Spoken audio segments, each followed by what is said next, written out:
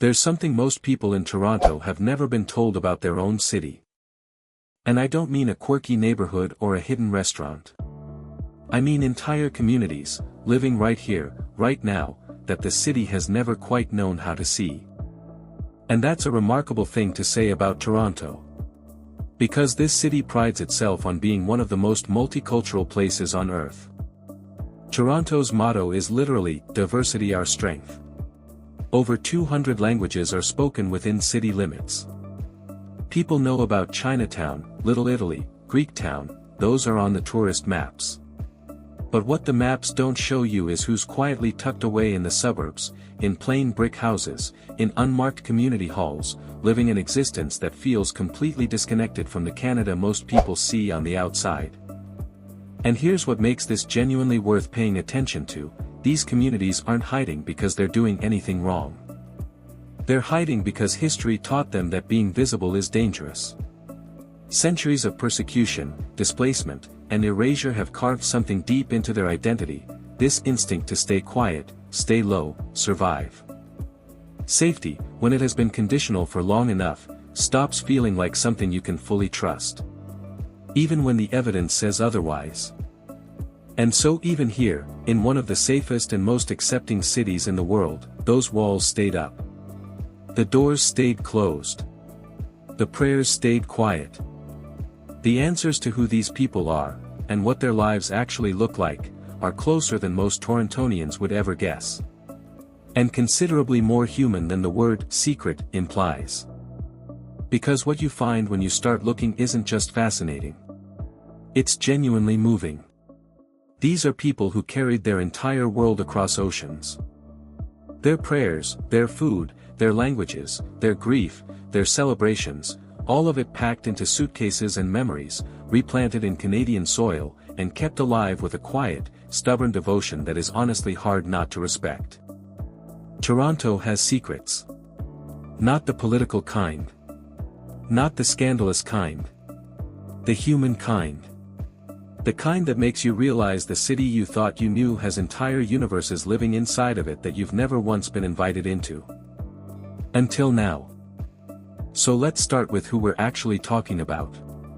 Because secret religious communities sounds dramatic, and honestly, the reality is both quieter and more fascinating than that phrase suggests. Toronto is home to several communities most people have genuinely never heard of. The Druze. The Yazidis. The Mandeans. The Assyrian Christians. And others so small they don't appear in most academic surveys of Canadian religious life. Many of these families have been in Toronto for 30, 40, sometimes 50 years. Others arrived more recently, some within the last decade, carrying wounds that were still fresh. They grew up here, went to school here, cheered for the Raptors, and grabbed Timbits on Sunday morning. Second and third generation Canadians, by every visible measure. But on Friday evening, or Saturday night, or whatever sacred window their calendar marks as holy, something shifts. The ordinary Canadian life pauses. And something ancient takes over. The Druze are concentrated heavily in Mississauga and parts of North York. From the outside, their homes look exactly like every other house on the block. Neat lawns. Minivans in the driveway. Maybe a Canadian flag near the door. But inside, a grandfather sits with his grandchildren and speaks to them in a language and a spiritual tradition that is over 1,000 years old, one so private that even most Muslims and Christians in the Middle East know almost nothing about what it actually involves. That knowledge doesn't get written down. It gets passed person to person, in hushed rooms, across generations. The Yazidis, many of whom arrived as refugees fleeing genocide in Iraq and Syria, have settled across the Greater Toronto Area. Scarborough. Ajax. Brampton. They came with almost nothing. Some came with the kind of trauma that doesn't have a clean name in any language. And yet they rebuilt. Methodically. With a determination that looks from the outside like ordinary suburban life and feels from the inside like an act of profound survival. The Mandeans, followers of one of the oldest continuously practiced religions on earth, a faith that traces itself back to Adam, have built a small, deeply connected community here, centered around gathering spaces that most people drive past without a second glance.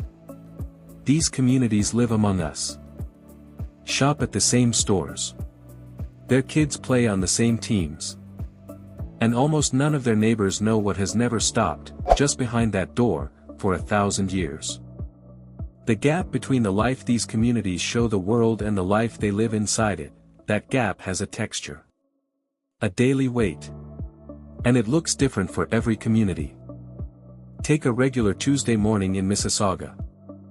A Drew's father drops his kids off at a public school, stops at Tim Hortons, heads to his job at a logistics company downtown. His co-workers know him as a friendly guy, reliable, and always brings food to share.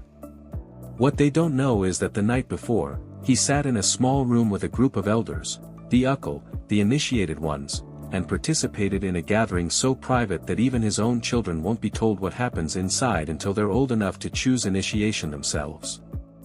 That's a spiritual boundary that has held for over a millennium. For the Yazidis, daily life carries a different kind of weight. Their faith has one of the most intricate systems of religious rules of any community on earth. What you eat, who you marry, what work you can do, how food is prepared, who can touch it, these aren't suggestions. They're the architecture of an entire existence. And maintaining that architecture inside a Tim Hortons and Costco culture requires a level of quiet negotiation that never fully goes away. A Yazidi mother in Scarborough will pack her child's lunch carefully, not only for dietary reasons, but because certain foods carry spiritual significance that goes far beyond nutrition. She'll smile at the school gate, wave at her neighbors, and carry inside her a cosmology, a complete understanding of creation, of angels, of sacred fire, that her neighbors wouldn't even know how to begin asking about. And the Mandeans, their challenges are perhaps the most acute of all. Their religion requires access to flowing natural water for sacred rituals. Baptism, for the Mandeans, isn't a one-time event. It's a recurring practice of purification. In southern Iraq and Iran, where the faith was rooted for centuries, rivers were everywhere. In Toronto, in February, finding a flowing body of water that isn't frozen solid is not a simple task. And yet they find a way. They always find a way. That quiet persistence, keeping something ancient alive inside a world not built for it, connects every one of these communities. From the outside, you see a suburb. From the inside, you see a civilization holding its breath and refusing to let go. But here's the thing nobody talks about. The biggest threat to these communities right now isn't persecution. It isn't discrimination. It isn't even the Canadian winter freezing the rivers they need for prayer. It's their own grandchildren.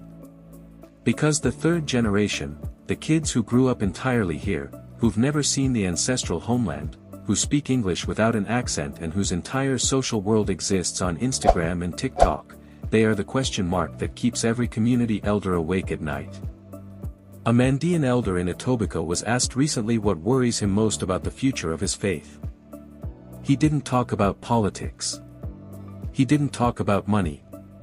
He said, and this stayed with me, he said the hardest moment of his week is watching his teenage grandson scroll through his phone during the parts of a gathering that used to hold the whole room in silence. Not because the boy is disrespectful. Because he is so thoroughly, so completely at home in this country. And that homecoming, as beautiful as it is, costs something. That tension, between belonging to Canada and belonging to something older than Canada, is the quiet drama at the heart of every one of these communities. And there's no clean resolution.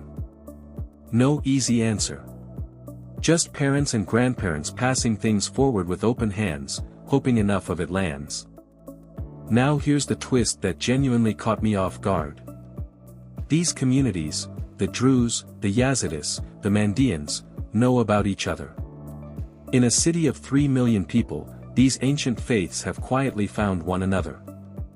There are interfaith gatherings where elders from traditions that have existed in complete separation for centuries sit in the same room in Mississauga and compare notes on how to keep something alive in a country that is simultaneously the safest place their faith has ever existed and the greatest threat to its survival it has ever faced. The very freedom that saved them might be the thing that slowly, gently, lovingly erases them. Toronto didn't persecute these communities. Toronto welcomed them. And in some ways, that welcome is the most complicated thing that has ever happened to them. These communities are still here. Still praying. Still passing the old words to anyone willing to receive them. And if you live in this city, if you've ever driven through Mississauga or Scarborough without a second thought, there's a chance you've passed a doorway behind which something 1,000 years old was quietly, with absolute determination, refusing to disappear. And if this made you see a city you thought you knew in a completely different way, then what's happening in Lebanon is going to stop you cold. Because Lebanon's Christians aren't just preserving an ancient identity inside a modern world. They're living a double life so dramatic, so contradictory, so deeply human, that millions of people are caught inside it right now and almost no one outside is paying attention. That story is right there. And once you see it, you won't be able to unsee it.